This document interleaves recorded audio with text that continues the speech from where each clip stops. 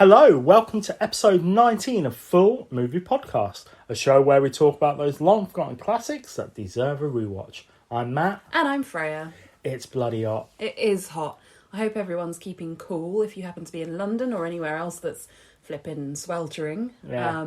London currently feels like, I don't know, Death Valley lava camp. Yeah. Absolutely, exactly what I was thinking. Let's crack on. Let's crack on so we can open the windows. Yes, exactly. What are we talking about today? Today we are talking about the nostalgic comedy, drama, romantic action film that is Grosse Pointe Blank. Martin Blank is a professional assassin. He's sent on a mission to small Detroit suburb Grosse Pointe, and by coincidence, his 10-year high school reunion is taking place at the same time.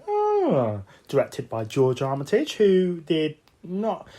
I'm not going to lie, I couldn't really point out many films that he's done. He did a film a few years ago called The Big Bounce, which is like a surfing Owen Wilson film. Sure. Yeah. He also did Hitman, which was a Pam Grier exploitation film. Right. But not much else, to be fair. I think this is pretty much his biggest film. Wow. It was written, bear with me because I'm going to butcher some names here. It was written by Tom Yankovic. Sure. Yankovic, I think. Okay. And this is the only thing that he's done. Oh, right. The screenplay was also done by D.V. Sorry in advance. D.V. Deventius.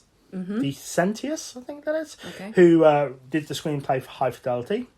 Steve Pink. Thank you, Steve Pink, for having a nice, simple name. Who did Accepted, Hot Tub Time Machine, and Santa Clarita Diet. Oh, we like that. We do like that. And also it was done by John Cusack. Of course. So, yes, how do we feel about Grosse Pointe Blank? It's as lovely as a film can be when it's centred around a professional killer. It's a lovely film. Yes. I really like it. I do like the kind of romantic storyline. Normally I'm a bit like, ugh. Yeah, it's not so straightforward in this one, is it? No, and it's not kind of smushy and, No. unlikely. It's good. I like it. I think that's one of the reasons why I like this film so much, because it's Yeah. not your average romantic comedy. No, shall we say. exactly. And, it's really funny. It's got some good action, and it's got a freaking banger of a soundtrack. Oh, the soundtrack makes this film. It does. has things like Motorhead, the Pixies, the Clash, the Eels, the Cure, the Special, and other bands that begin with the. It has the most amazing band ever, Faith No More, on it. Oh, yeah. Anybody who knows me knows that I absolutely adore Faith No More. Oh, I didn't know that. I love Faith No More. It's one of the best collaborations ever. Is Queen and David Bowie is on this soundtrack. Yes. The soundtrack was compiled by the unforgettable genius and late brilliant Joe Strummer. I love The Clash. I love Joe Strummer. I'm so happy I got to see him when I was younger. He was absolutely amazing. One of the best gigs I've been to. And, yeah, just love The Clash. That was quite the outpouring of love there. I enjoyed it. I also like films. Let's talk about this one. So, I will flat out say that this is going to sound really silly, but Martin Blank is actually my favourite film character in any film. Oh, wow. Like, okay, yes, Han Solo, Indiana Jones, Martin McFly, they're cool, but I'm sorry, Martin Blank is cool. He's very, very cool. Yeah, that's true. It's quite surprising, but, Yeah, what a revelation, folks. Nobody knows, but I hold a picture of him in my wallet. So, yes. But yeah, I love Martin Blank. I love this film, but also I wouldn't recommend it to everybody. No, okay, yeah, why? I think it's a bit like Marmite, Sure. where you either love it or hate it. Okay. A lot of people that I know would hate films like this and Lost in Translation because, it's not up their alley. But I love this one, and I love Lost in Translation. Well, I suppose, those are two examples of things that don't really follow a conventional, story arc, and I get that. It's a bit offbeat. Yeah, and there's not massive amounts of action in it. No. But what action there is awesome. Very, very good. Yeah. So let's go on to our favourite scene, because I already know yours. one of my favourite scenes is the shootout between Martin Blank and the assassin who has been sent to take him out for blowing up a dog. And so he's in the Ultimart, which is on the site of his former home. And the assassin comes in, starts shooting. They've both got 2 guns. They're shooting between the aisles. Popcorn and drinks are exploding everywhere. Popcorn. And once the shootout ends, the assassin runs out the door. Martin realises he's put a bomb in the microwave. So Martin gets out of there, remembers to go back and take the clerk, who's busy playing Doom 2. Playing Doom 2 and listening to Motorhead on his headphones.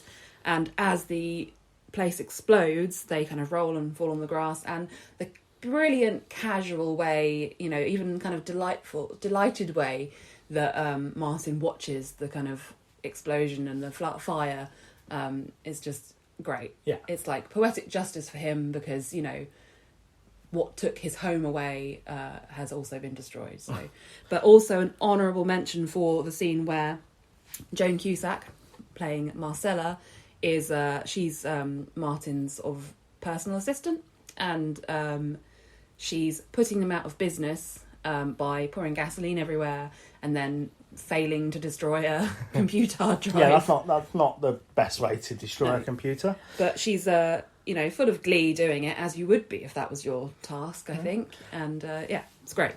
My favourite is the hallway fight with, oh my god, I'm going to butcher this guy's name. I know it's Benny Urquidez.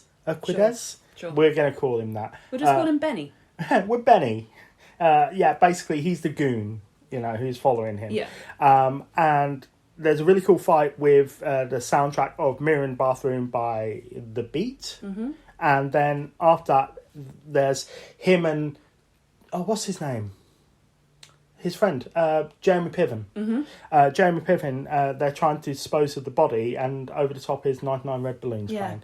But an honourable mention is the bit where John Cusack's holding the baby. Oh, the that dance, melts my heart every bloody time. It's very sweet, because they're sort of gazing into each other's eyes, and he's kind of obviously seeing something that he's having a kind of a revelation, isn't he? As he kind of gazes at this baby, and it's it's the cutest baby I've ever seen. Yeah. Sorry to all the children related to me, but yes. But yes, that melts my heart. Yeah, it's lovely. Time. Yeah, it's really lovely. What's your favourite line? So my favourite line, it's repeated several times in the film, but originally spoken by Marty's mum. Barbara Harris, I think her name is. And she's in a home, and she, obviously has dementia of some description, and she's really sad, that bit. It is, it's a kind of really emotional scene, and she says to Martin, "You're a handsome devil. What's your name?" And then he uses that line a couple more times in the film to different effect, and I think it's just really nice the way that's carried through. Well, each time it's a reason why he's saying it, and it's a nice thing, nice delivery. It is. My favourite line is the bit where he's in the restaurant with Dan Aykroyd. Yeah. Sorry. With Dan Aykroyd, who is playing Grocer. Yeah, the rival hitman. And the waitress says, "What do you want on your omelette, sir?" And he says, "Nothing in the omelette, nothing at all." Waitress says, "Well, that's technically not an omelette." And he says, "Look, I don't want to get into semantic argument. I just want the protein." Yeah. That's a good line. Yeah. Right, shall we get on some facts? Oh yes, I'd like some facts, please. Right, in one version of the scene where Martin walks into Debbie's radio booth for the first time, Minnie Driver decided to let her character put all the cards on the table and just kiss John Cusack. George Armitage said, "It was just wonderful, completely out of the blue. You should have seen the smile on Johnny's face afterwards." I think that would have been lovely. Yeah. Yeah. Jenna Elfman, who is one of Dharma and Greg, I'm guessing Dharma? Yeah. Yeah. No, Greg. Is it Greg? No, it's Dharma. Okay, Dharma. Is wearing a body brace at the dance in tribute to Joan Cusack, who was in 16 Candles and wore a body brace. I love Joan Cusack. This features the appearance of most of the acting members of the Cusack family. You have John Cusack, Joan Cusack, Anne Cusack, Bill Cusack, and only one sister, Susie Cusack, and father Dick Cusack are absent.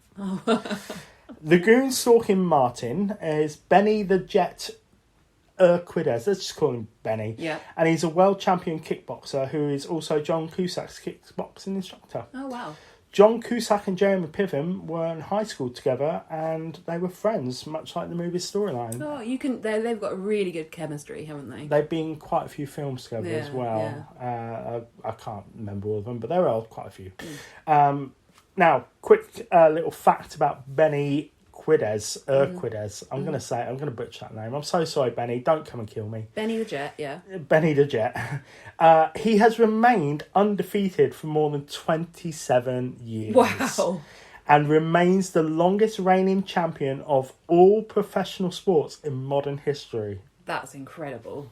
That is incredible. And that's all my facts. I'm just going to quickly say, I've said it before, not everyone's going to love this film. Mm-hmm.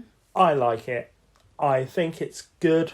I think it's a very unique little story to it. Mm-hmm. It's not like every other film, which is what we want in the world, isn't it? You know, we don't just want to keep looking at the films where, coming back for revenge for my dead dog or something, you know? Yeah.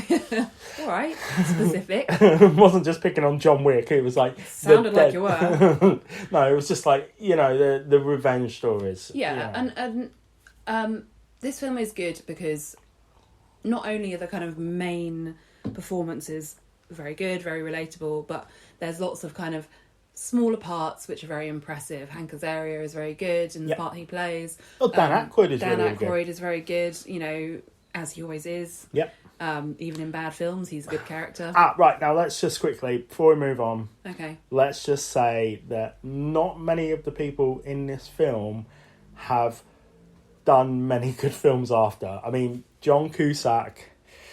Are you saying that Grosse Pointe Blank is a cursed film? Potentially, but after Grosse Pointe Blank, he did High Fidelity and the brilliant Con Air. Mm-hmm.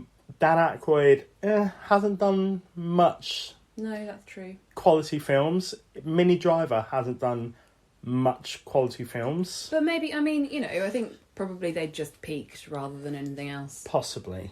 But I recommend this to anybody who is in the mood for it. Yeah, definitely. And watch it just for Joan Cusack. Because she's my favourite. Well, John Cusack, because he's the coolest character in the world. And Joan Cusack. Okay. Because she's the best Cusack. How very dare you.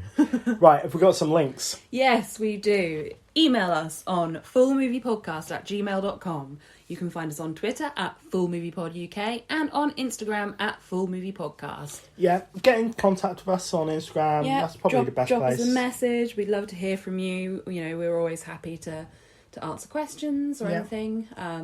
Hopefully we're going to do some live videos. Oh, yes.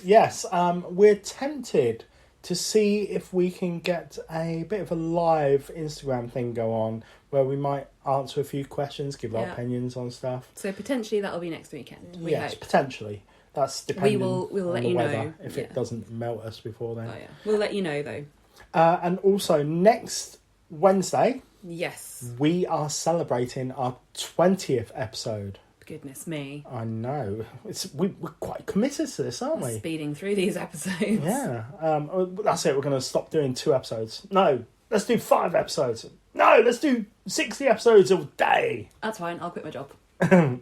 So, yes, we're going to have our 20th episode. It's going to be a 2-parter. Yes, we're going to do something a bit special. A little bit special. Yeah. Yeah, but we're not going to tell you. We're not going to tell you. We're going to keep it a mystery. You'll have to tune in to find out. Yes. We won't... Normally on Instagram, we put a little bit of a can you guess what we're going to do film, a little thing like that. But no, this time, nothing. Yeah. You're just going to have to tune in and listen. So hopefully you won't be bitterly disappointed. Yes.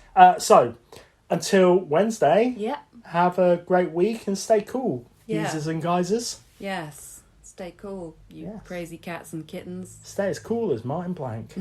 Or Joan Cusack. Toodaloo. Bye-bye.